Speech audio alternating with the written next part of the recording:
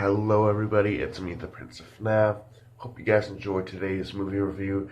If you're new here, please consider subscribing. Hit the like button if you like what you see here. And be sure to send a comment my way if you have any questions about today's movie review.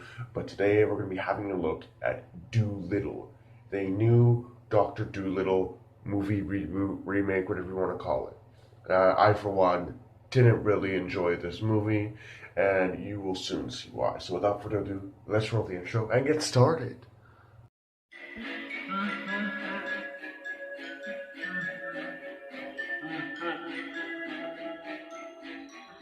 So the movie opens up with a really nice stop motion backstory moment, which basically showcases who Dr. Dolittle is, what happened to his wife, and blah blah blah. And we get to see all the different animals' quirks. Like there's a polar bear that's always freezing. There's a gorilla who's a coward, and all this kind of stuff. So yeah, pretty cool. There is a emu, ostrich, whatever you call it, that doesn't like to run. And yeah, so yeah, so the movie sets that up pretty well, and then it just gets into a shit show where a kid is hunting with his parents and accidentally shoots a squirrel in the chest and takes it to Dr. Dolittle. And of course, Dr. Dolittle is this weird, secluded guy who rather spend time with animals than humans, which I don't. I understand. Like, your wife died. Can you really feel like there's no point in living? And blah blah blah. So yeah, he still hangs out with the animals, so that's pretty cool. And yeah, so the movie really picks up after Dr. Dolittle realizes that he cannot keep the land unless he helps the Queen. Now the Queen paid for the sanctuary which Dr. Dolittle and his animals hang out and live at. And if the Queen dies, then this place they live at, the sanctuary, gets destroyed. So it's in their best interest to go with Lady Rose, who came there to say, the Queen's dying, you have to help, or you're not gonna be able to live here anymore. So they go with Lady Rose to the castle, and they try to help the Queen. So that then they go on a quest to try to get a special fruit so that they can cure her because of deadly nightshade, which was used to poison her. He puts this little stick bug or tree bug on the painting so that he can like spy on everything. And so they go on a big quest. All this crazy shit happens. And the thing I don't like about it is that during the movie, the little boy, I forget his name, but the little boy learns how to talk to animals.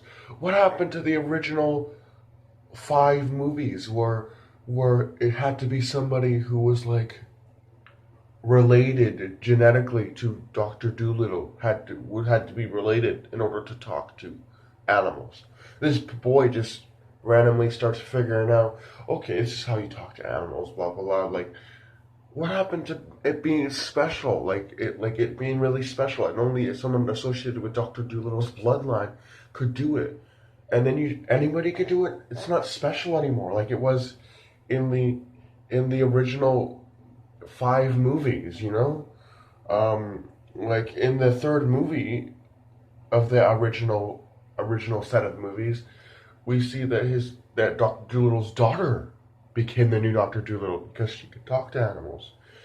And in this new movie, it's just like, oh, okay, that's how they talk, blah, blah, blah. I figured it out. Like, where's the specialness in that? It's not special, it's just anybody can talk to animals, I guess, now. Whatever.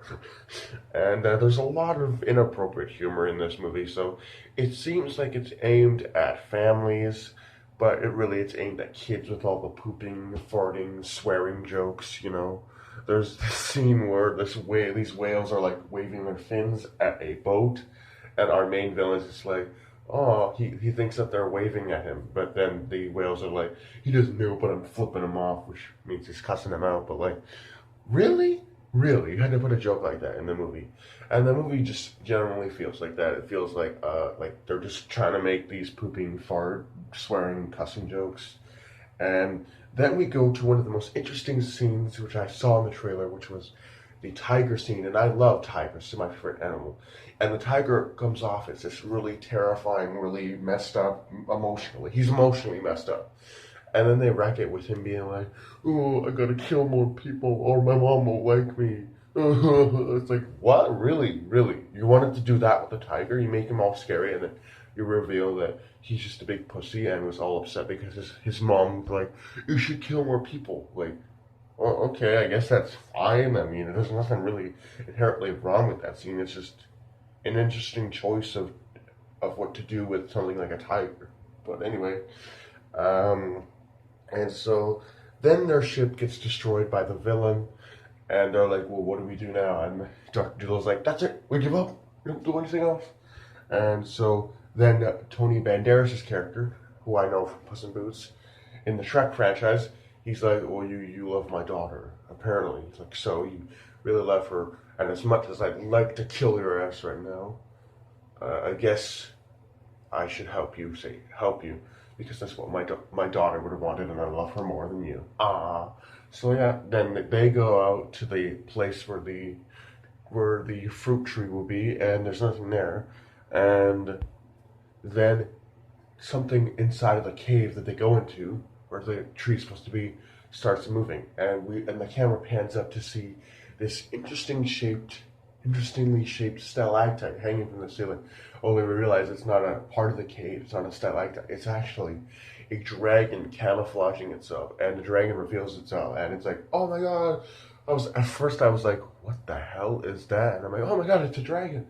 So I was like really excited because I love dragons, and they subtly point to there being dragons in this universe because earlier on in the movie they said that in Lily's book, whatever, her notebook, she had hinted at there being a place where dragons exist. So they are existing in this franchise. We have proof that they do exist. So they did set that up.